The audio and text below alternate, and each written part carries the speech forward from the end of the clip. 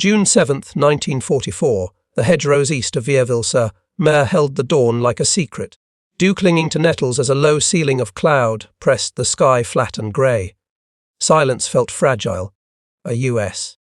rifle squad eased along a sunken lane walled by earth and hawthorn, boots sinking into the damp loam as the men checked safeties and licked dry lips salt, crusted from yesterday's sea. Fear tasted metallic.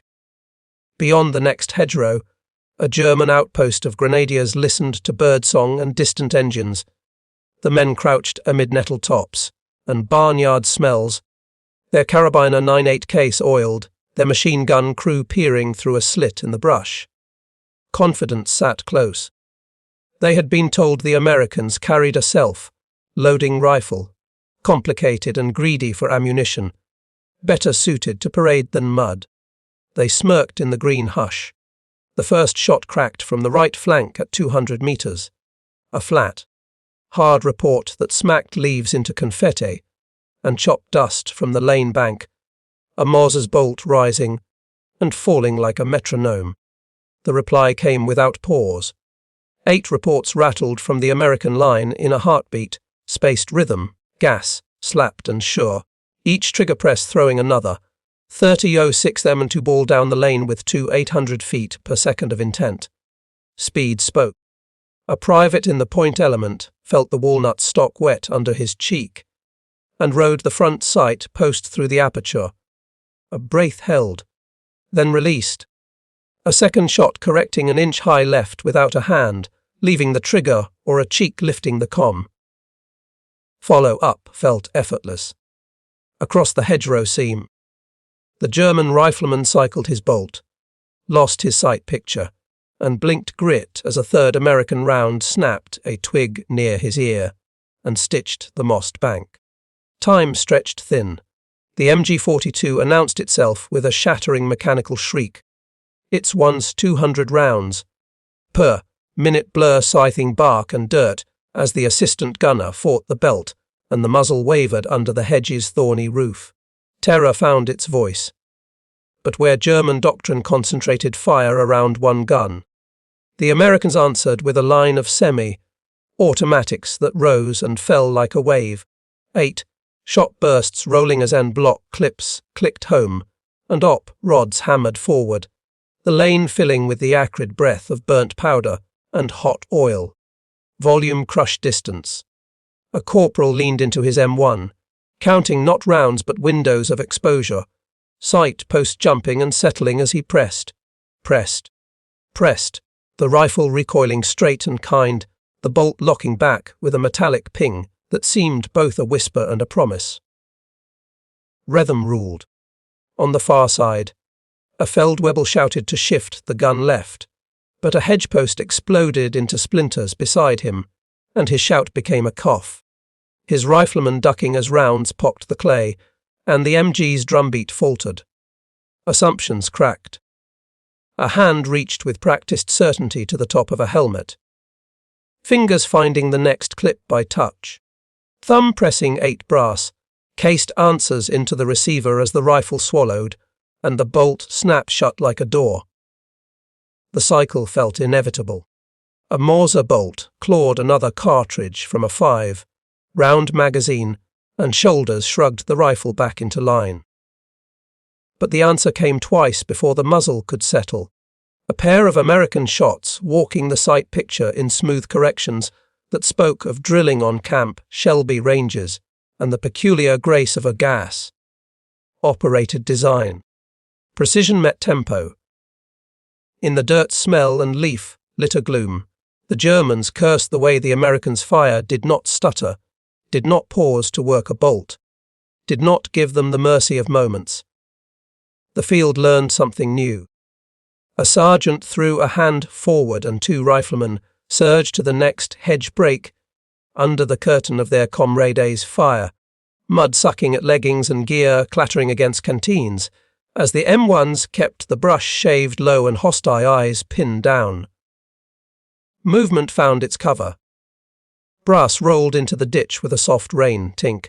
Op rods chugged with industrial certainty, and the soundscape of the bocage filled with a human machine chorus that made yesterday's beach seem like a prologue. The present seized the air. On a roadside shrine chipped by shrapnel, a candle guttered in the drafts of bullets passing inches from a painted saint, wax trembling as if breathing, while the squad's lead man tasted the grit on his teeth and fired again. Faith turned mechanical. As the MG-42 shifted and spat, an American bar joined the song in deeper notes. But it was the M1s that carried the melody, their even cadence beating down individual Morse cracks and drowning laughter that had lived in briefings and coffee.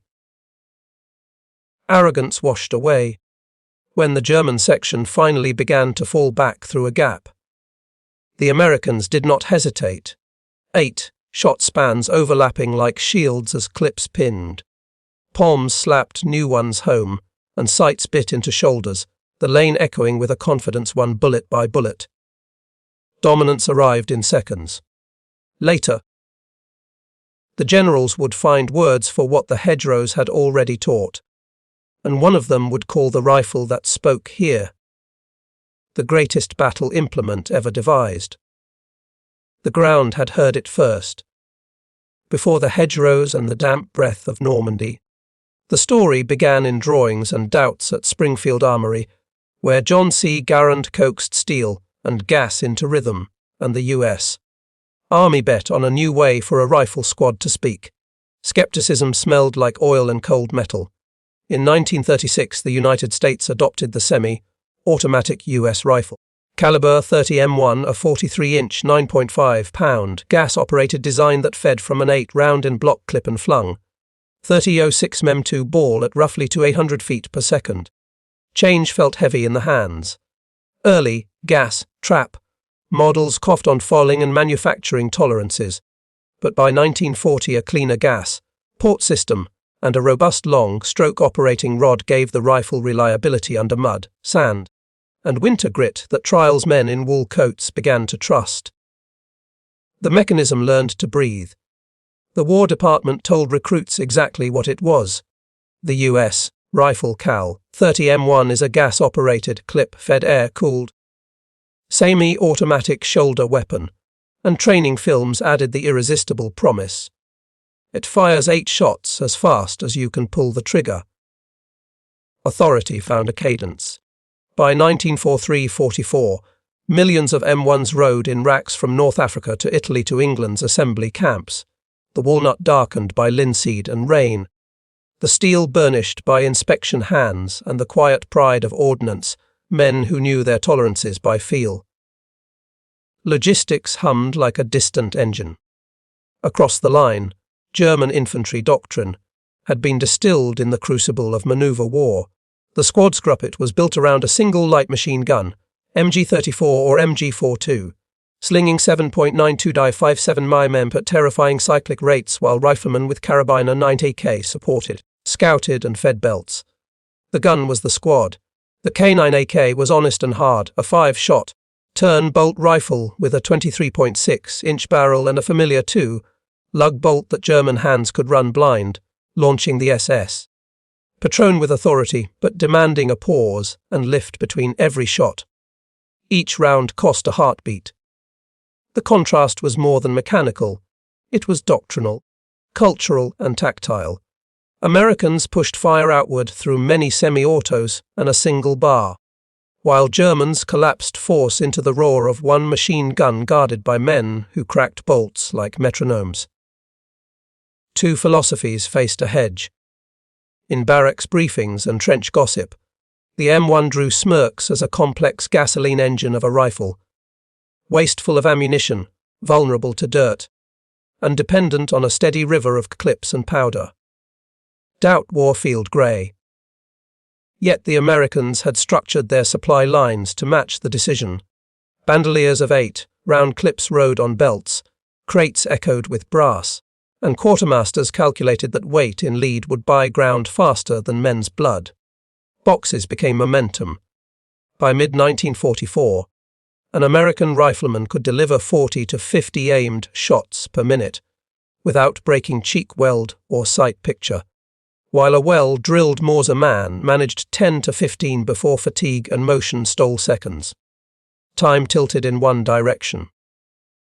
The British beside them still worked miracles with the fast, running lead in field, and the steady purr of the Bren. But the unique American edge was universality. Almost every rifle in the line was semi-automatic, and almost every man could throw a second shot before an enemy bolt came down. The wall of sound grew even. German intelligence summaries recorded the fact in bloodless type. Amerikaner signed mit selbstledige M1 Ostja while field troopers wrote home about the heavy fire of their rifles when firefights closed under 300 meters. Paper met reality. On the Eastern Front, German designers had already chased the lesson under different stars. The faulty gas trap Dewar 41 gave way to the gas port Dewar 43, and experiments with the intermediate 7.9233 number-range cartridge birthed the Sturmgewehr 44. A grudging admission that volume, control, and quick follow-up shots ruled modern infantry fights. Industry learned what foxholes already knew. In this meeting of methods, the stakes were immediate and human. Whoever controlled the first 10 seconds of a firefight controlled the ground, and whoever controlled the ground shaped the day's map and the night's letters home. Lives pivoted on cadence. General George S. Patton would put it bluntly. In my opinion, the M1 rifle is the greatest battle implement ever devised. But the men who mattered were privates and corporals counting sight pictures, not quotes. Pride had to be earned one trigger press at a time.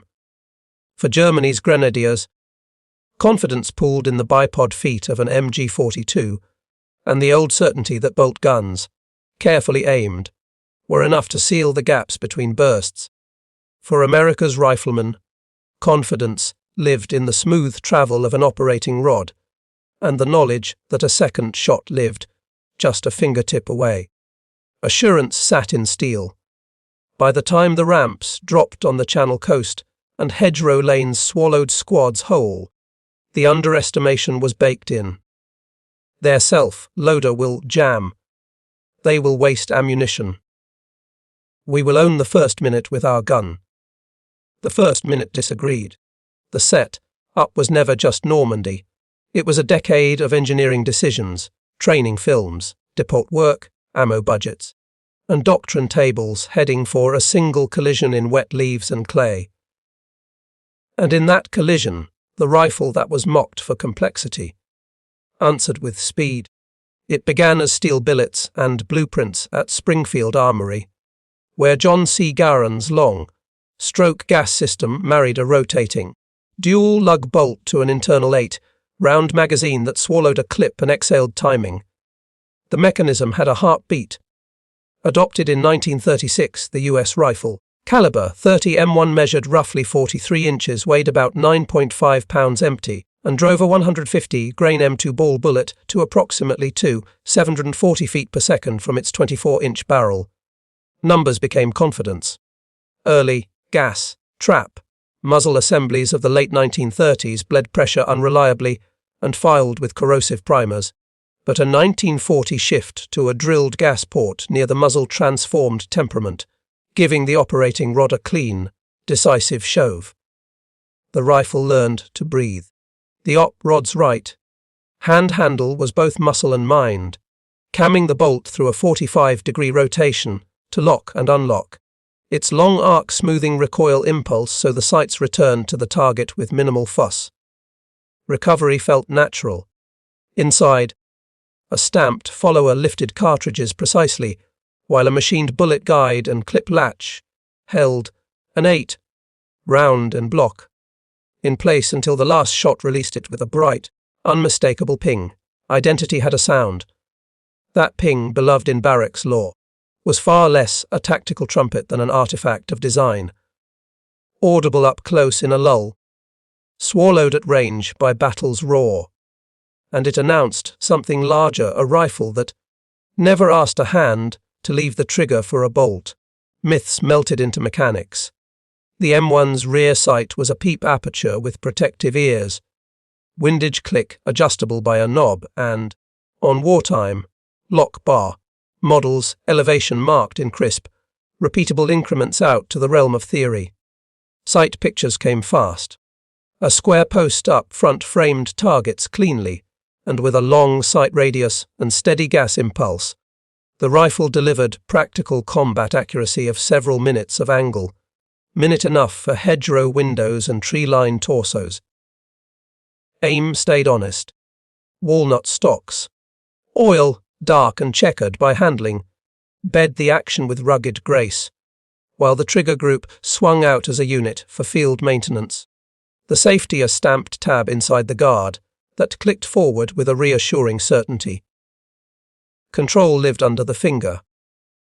Soldiers learned the ritual. Palm the op rod, thumb the clip, ride the bolt, and keep the flesh clear lest M1 thumb. Punish the careless. In exchange, the rifle promised 8 smooth strokes of power without a break in cheek weld. Discipline paid dividends. When the M7 grenade launcher snapped over the muzzle, a valve shut the gas, converting the M1 to manual cycling to spare the op rod from violent back pressure. Rifle grenades left on an arsing path that smelled of burnt powder and hot steel. Versatility counted. Production in World War II rested on 2 pillars: Springfield Armory and Winchester repeating arms, delivering just over 4 million rifles by war's end, withdrawing revisions improving heat treatment, operating, rod relief cuts, and sight durability. Factories forged character. Ammunition was the rifle's lifeblood.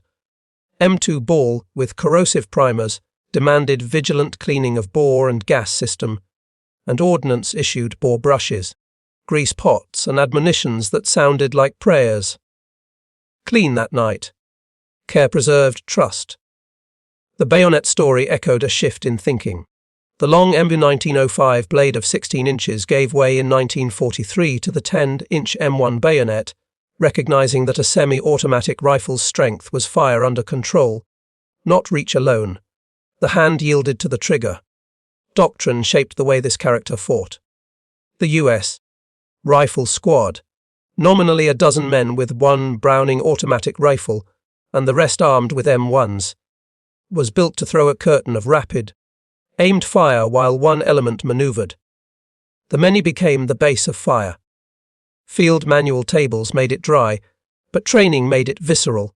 Fire and movement at 100 to 300 yards, grenades to break the final 50, and under Patton's eye, marching fire that sent bullets forward in a steady, shoulder-high torrent to pin heads while boots advanced. Pressure became protection. Allied cousins showed different temperaments. British sections married the quick, handling Lee Enfield's 10 round magazine to the Bren's precision, while Marines shifted in 1943-44 toward more bars and fire teams. But the Army's distinctive edge was universal semi-auto cadence. Every rifle sang the same song. Across the line, German doctrine made the MG-34 or MG-42 the heart of the grup, with riflemen as limbs, feeders, flankers, and spotters, armed mostly with 5-shot K9 AK bolts and a smattering of MP40s. Firepower peaked at the bipod. One voice dominated the chorus. The K9 AK was accurate and durable, its 7.92 57 dibuadas round a hammer in skilled hands, but each shot required a lift sweep, and settled at cost fractions of seconds the M1 refused to spend.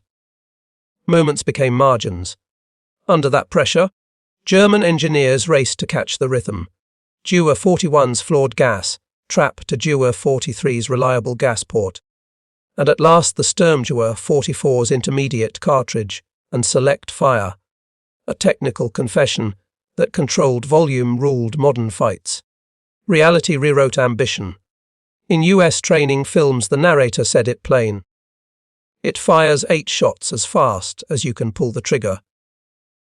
And in field notes, a lieutenant wrote that his men kept heads down with the rifles alone, while the BR shifted. Words met witness. Strip the romance, and the character remains a gas-operated, rotating, bolt machine that gave ordinary hands an extraordinary tempo, turning the first 10 seconds of contact into an American advantage measured in yards gained and men kept alive. The machine made minutes matter. July 11, 1943, Piazza Ridge, a low spine of scrub and rock east of Gela, Sicily, where the morning heat already shimmered and the cicadas buzzed against a sky bleached hard and white. Expectation tasted like dust. A scratch force of American paratroopers from the 505th, gathered by Lieutenant Colonel James M. Gavin, crouched along the crest with M1s, BRs, a few bazookas, and not nearly enough ammunition or water. Vulnerability felt close. Below them, grenadiers from Panzer, Division Hermann Geo Ring, shook out into skirmish lines around the olive groves, while their panzers nosed forward, engines grumbling, commanders half exposed in open turrets to read the ground. Confidence rode steel. They had been told the Americans' self-loading rifle was too complex, too dependent on logistics, too fragile for real war, and that a German squad's machine gun, properly served, would answer with thunder. Underestimation settled like a habit. The first contact came thin and sudden, a crack here, a wisp of dust there, and then the M1s began to speak together. 8 round phrases hammering down the slope with the crisp gas, slap of op rods and the steady chew of 30 Yo-6 on dry earth. Speed took the ground. A paratrooper riding the aperture held his cheek tight and pressed twice before a distant Moser bolt could fully lift. His second round already correcting the first, while his breath steadied and his shoulder rolled with the rifle straight. Forgiving recoil. Follow-up erased hesitation. He remembered the training film a sergeant had barked over. The line burned into muscle memory. It fires 8 shots as fast as you can pull the trigger. And he pulled, reset, pulled, the sight post moving like a metronome across olive trunks and helmet rims. Doctrine became reflex.